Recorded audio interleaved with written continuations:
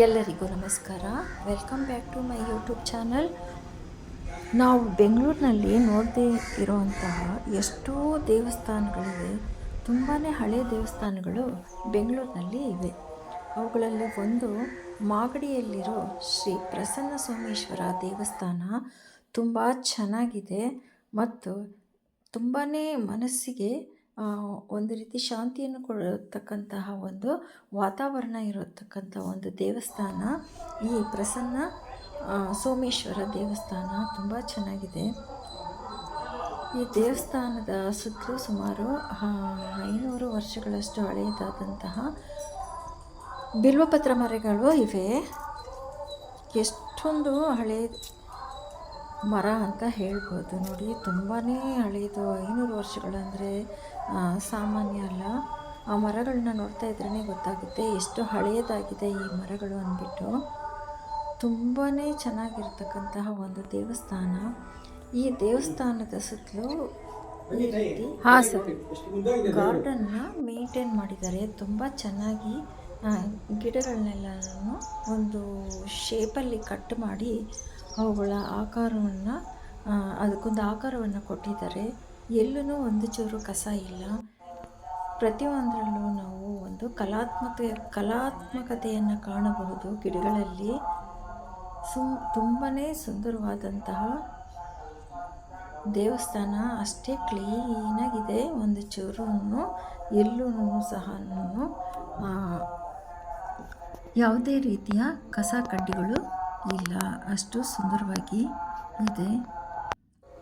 ನೋಡಿ, ಇದು ಸೋಮೇಶ್ವರ ದೇವಸ್ಥಾನದ ಗರ್ಭಗುಡಿ. ತುಂಬ ಚೆನ್ನಾಗಿ ಇದೆ, ಸುಂದರವಾಗೂ ಸಹ ಇದೆ.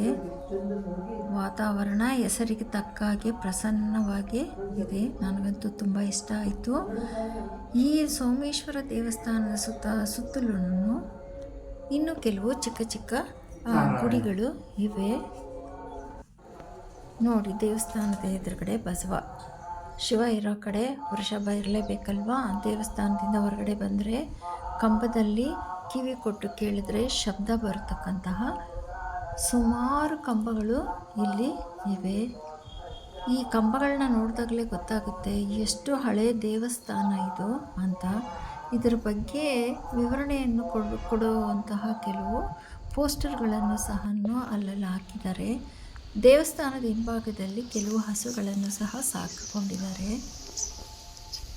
ನೋಡಿ, ಕಟ್ಟಡ ಗೋಪುರ ನೋಡಿದ್ರೂ ಗೊತ್ತಾಗುತ್ತೆ. ತುಂಬಾ ಹಳೆ ದೇವಸ್ಥಾನ ಶ್ರೀ ಪ್ರಸನ್ನ ಸೋಮೇಶ್ವರ ದೇವಸ್ಥಾನ. ಇದು ಬಂದು ಕೆಂಪೇಗೌಡರ ಹಜಾರ. ಇಲ್ಲಿ ಕೆಂಪೇಗೌಡರು ಕೂತ್ಕೊಂಡು ಪಂಚಾಯಿತಿಯನ್ನು ಮಾಡ್ತಾಯಿದ್ರಂತೆ. ಆ ಜಾಗವನ್ನು ಇನ್ನೂ ಉಳಿಸ್ಕೊಂಡು ಬಂದಿದ್ದಾರೆ. ಪಕ್ಕದಲ್ಲೇ ಒಂದು ರಥ ಇದೆ, ಸುಂದರವಾದ ರಥ. ಇದು ದೇವಸ್ಥಾನಕ್ಕೆ ಸಂಬಂಧಪಟ್ಟ ಹಾಗೆ ವಿವರಣೆಯನ್ನು ಕೊಟ್ಟಿದ್ದಾರೆ. ಅದರಲ್ಲಿ ತಿಳ್ಕೋಬಹುದು ನಾವು.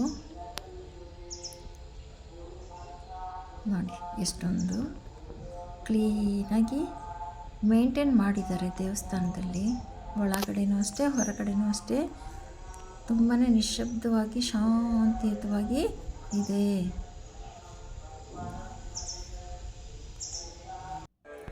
ಇದು ಬಂದು ನಾರಾಯಣ